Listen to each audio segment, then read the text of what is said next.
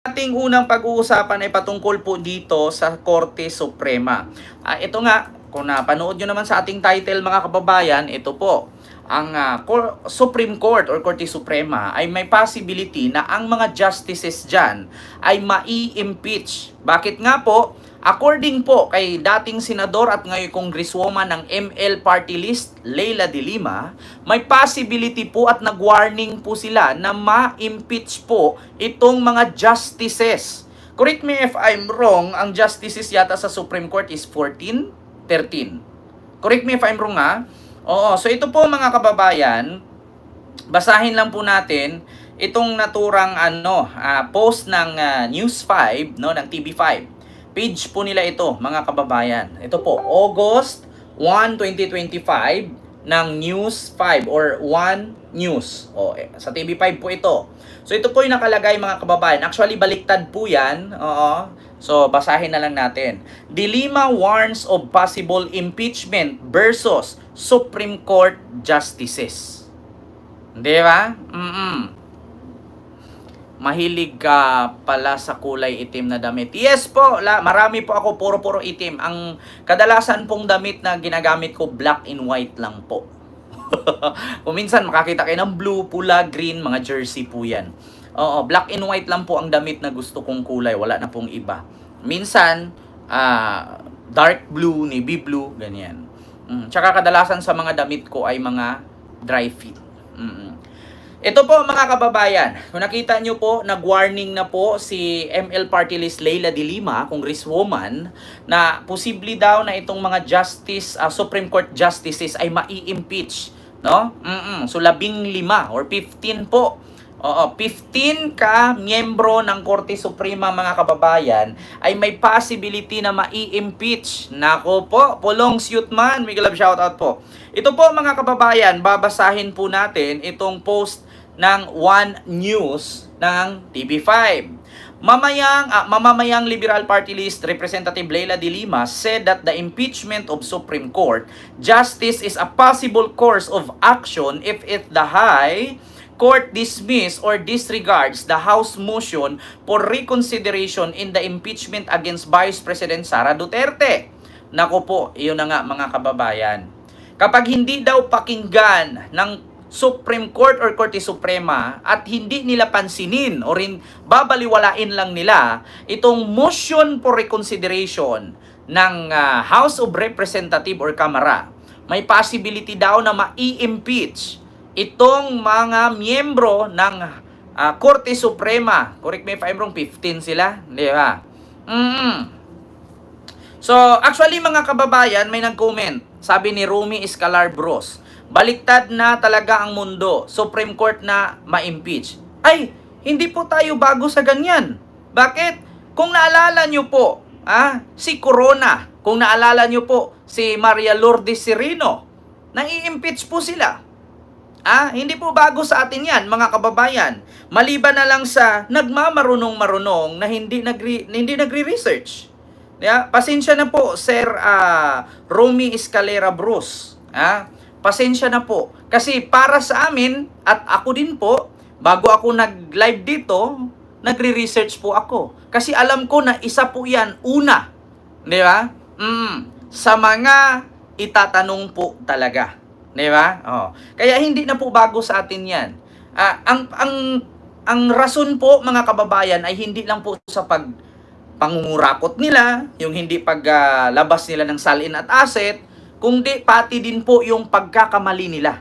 At according nga din po kay Marvic Leonin, no, mga kababayan, ng Associate Justice ng Supreme Court, sabi nga niya na ang Supreme Court po ay hindi po ito perpekto. Tayo pong mga mamayang Pilipino ay may karapatan din po tayo at lalo na ang mga ahensya or iba't ibang sektor lalo na may kinalaman sa batas ay pwede pong maggawa ng pwede tayong question, lalong-lalo na kung hindi uyon sa sambayanan ang kanilang desisyon.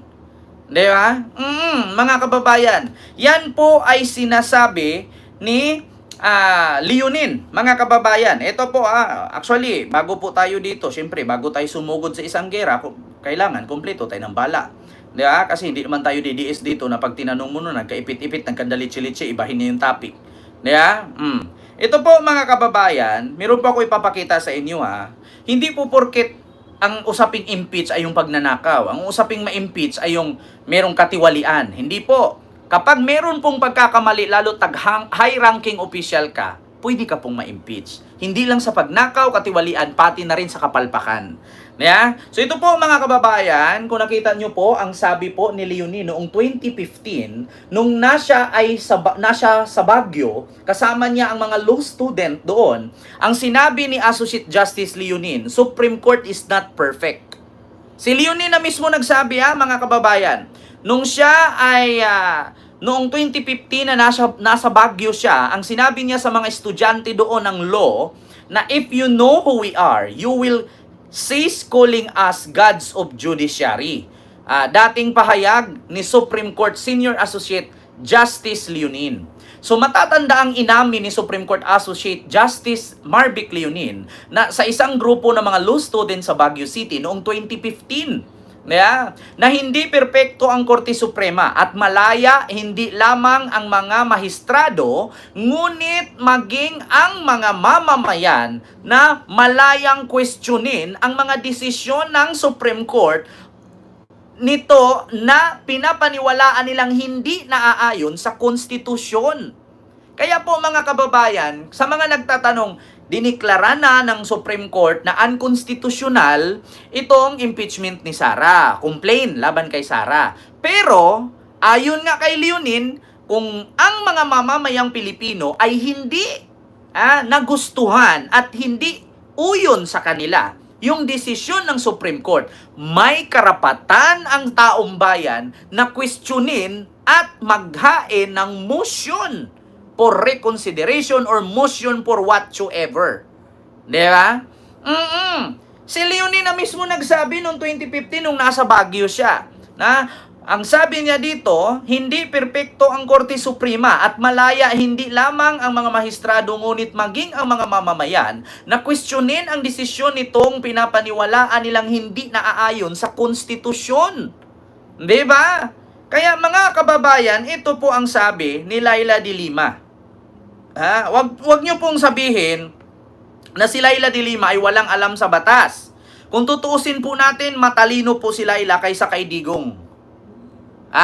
Kahit sabihin natin na si Digong ay piskal, si Digong naging presidente na, pero si Laila nakakulong, nakalaya. Si Digong nakakulong, nga. Di ba? So mas matalino si de Lima. So ang sabi dito mga kababayan, De Lima warns of possible impeachment versus Supreme Court justices. Bakit? Mamamayang Liberal Representative Laila de Lima said in the impeachment complaint of Supreme Court Justice as a possible course of action if the High Court dismiss or disregards the House motion for reconsideration in the impeachments against Vice President Sara Duterte. Di ba? May posibilidad or possibility daw na itong mga justices dito sa Supreme Court ay mai-impeach po sila or matatanggal sa posisyon at mapapalitan, malamang hindi naman po pwedeng bakante yan. Mapapalitan sila kapag i-dismiss daw nila or i-disregards itong motion for reconsideration na ipinasa or ihinain ng korte ng Kamara ngayon sa Korte Suprema laban sa impeachment complaint kay Sara. So ibig sabihin mga kababayan, kung sakali na may mangyari dito sa 15 Supreme Court justices na impeach or natanggal, napapahamak po sila dahil kay Sara. Di ba? Napasubo na sila. Kaya nga kabuplak Diba? Napapasubo po sila. Diba? Sabi ko nga sa inyo mga kababayan, kayong mga putang inang DDS, magsaksakan kayo ngayon, hindi kayo tutulungan ni Sara. Mark my word. Tignan nyo, yung pulis. Ayaw sumunod kasi ayaw niya, kasi mali daw ang utos ng Pangulo na arestuhin si Digong. Natanggal siya. Nawalan ng posisyon, nawalan ng trabaho. Tinulungan ba ni Sara? Nga. Yung mga nagrally sa Qatar ng mga OFW yung DDS, na-deport, nakulong, tinulungan ba ni Sara? Hindi rin. Sabi ko nga sa inyo mga DDS, kahit magpapatayan kayo dyan walang sarang dadating sa inyo. Kahit magsisigaw-sigaw kayo, do, ne. Putang ina, tatay digong, hindi naman kayo magkamukha ni Sara. Tapos ang lakas ng loob yung sisigaw, tatay digong, hindi kayo pupuntahan ng mga yan. Tapos magrarally kayo ngayon dyan, magmamarcha kayo, susugurin yung Malacanang. Tapos pag binumba kayo ng water cannon, tear gas, batuta, binaril kayo dyan, nirakrakan kayo dyan. Mamamatay kayo. Ang tanging sabihin lang ni Sara, condolences po sa mga supporter naming namatay. Kaya mga bubo kasi kayo Dapat pagka mag-aksyon, gawa kayo ng mga ganyan, paunahin nyo sila Sara, sila Pulong, sila Baste, sila Kitty Duterte, sila Hanilet. Paunahin nyo doon pag nag-rally-rally kayo. Kasi kapag nasubrahan yung rally-rally ninyo dyan at maulit yung Mindiola massacre, maulit yung Mindiola na nangyaring rally, kayo ang kawawa. Hindi ang mga Duterte. Kasi bakit? Ginawa kayong human shield ng mga yan. Sa tingin ninyo, pag nagkamatay-matay kayo dyan, nagkasugat-sugat kayo dyan, binumba kayo, nabaril kayo dyan, tulungan kayo ni Sara. Pagpatay kayo, padalhan lang kayong bulaklak. Pag nasugat kayo, pupuntahan lang kayo, tapos haplos-haplosin kayo, tapos pa-presscon, tapos na. Ginawa lang kayong human shield ng mga yan. Hindi nyo ba napansin? Majority sa mga politician, maalala lang tayo pag eleksyon. Majority sa mga politician, maalala lang tayo pag eleksyon, napakalayong bundok nararating. Pero pag tayo nang hingi ng tulong, hindi natin mahagilap at hindi natin mahahawakan. Itong mga putang inang politician, hindi ko naman nila lahat, pero parang gano'n na nga. Diba? Totoo yan. Pag eleksyon lang tayo maalala, pag walang eleksyon, loso. So ito pa, sunod mga kababayan. In an interview with One News, Toricon de Lima pointed out that although the Supreme Court said its decision was immediately executory, it doesn't mean it is final or cannot be questioned. She emphasized that filing a motion for reconsideration is a part of due process. Di ba? So pag-file daw ng motion for reconsideration ng House of Representatives or Kamara ay part daw ng due process. Kapag ito daw ay i-dismiss or i-disregard lang ng Korte Suprema, may possibility po na ang mga Supreme Court's justices ay ma-impeach or matatanggal, mapapalitan. Nako po mga kababayan. We cannot blame if anyone or if any group of that matter house itself if it would also consider the filing of impeachment case against the Supreme Court justice themselves, sabi ni De Lima. While the congresswoman said she hope it won't come to that. Sana daw, hindi daw niya pinapanangalangin at hindi daw niya inaasahang darating daw sa ganun. Sana naman daw ay hindi mapunta sa ganung punto na magkakagulo ang House of Representatives versus Supreme Court.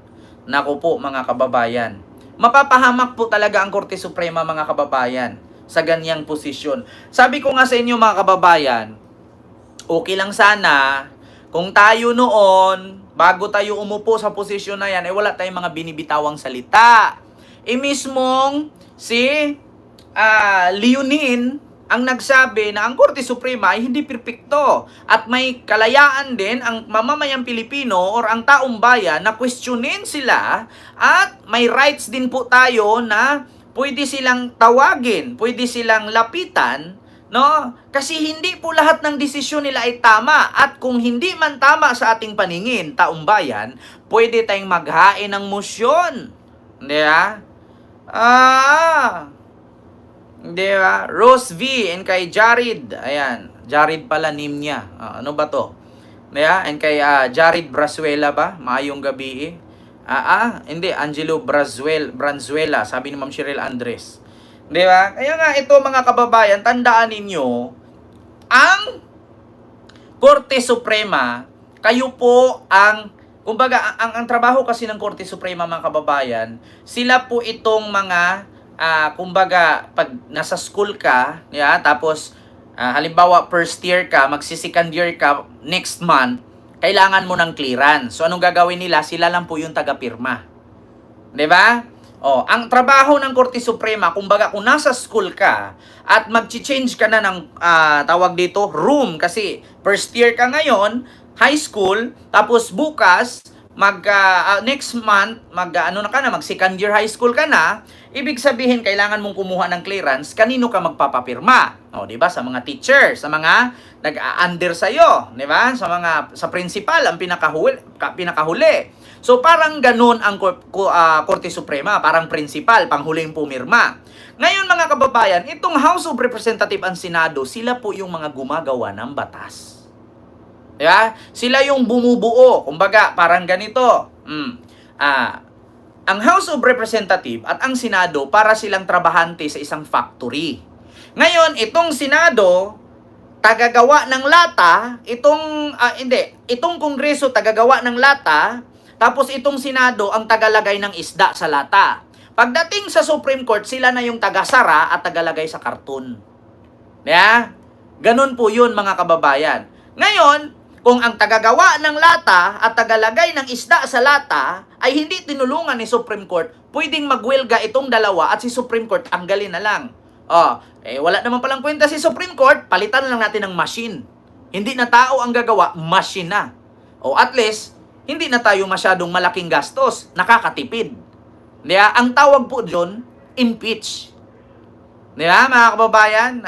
Do you understand what I'm talking at what I'm saying? Yeah, am I right? Diba? Para silang nasa factory. Malaking factory yan. Itong House of Representatives, ang tagahimay-himay ng isda, tagaluto ng isda, ang Senado naman ang tagagawa ng lata at ilagay ng House of Representatives dun sa lata, and then yung sa Senado, ito namang Senado, ihatid niya doon sa Supreme Court para takpan ng Supreme Court, ilagay sa karton, ibenta. Ngayon, kung hindi magkasundo yung tatlo na yan, tanggalin ng Supreme Court, machine na lang, robot na lang. Di ba? Robot na lang ang gamit para lesahod, nakakatipid. So, ganon ang ibig sabihin ni Senador Laila de Lima, na kapag ang motion for reconsideration ng House of Representatives ay dinedma, hindi pinansin, hinahayaan at iligwakin na lang. Okay na yun, gano'n na yan. Pwedeng mag-file ngayon ang House of Representatives ng impeachment complaint laban sa mga Chief Justices or Supreme Court's Justices. Di ba? So bakit nga ba nagkakaganon? Mga kababayan, kasalanan ni Sara yan. Bakit? According nga dun sa sabi ni, nung nagpost sa Facebook na pinangakuan nga daw ni Chis Escudero itong si Leonin na kapag naging presidente daw si Sara sa 2028, gagawin daw Chief Justice. At saka ito daw si Bongo, hawak daw ni Bongo, itong 12 ka-appointee ni Digong. Diba? Bukas, aabangan natin. Diba? Kasi 6 na bukas. Diba? So yun lang po mga kababayan. Gets nyo po ba? Maraming salamat. May kanya-kanyang obligasyon. Tama po, sir. Yeah? May kanya-kanya silang obligasyon sa kanilang tungkulin. Ngayon, kung hindi naman pakinggan ng Supreme Court ang obligasyon at tungkulin ng House of Representatives at Senado, pwedeng magkagulo nga naman. Yeah?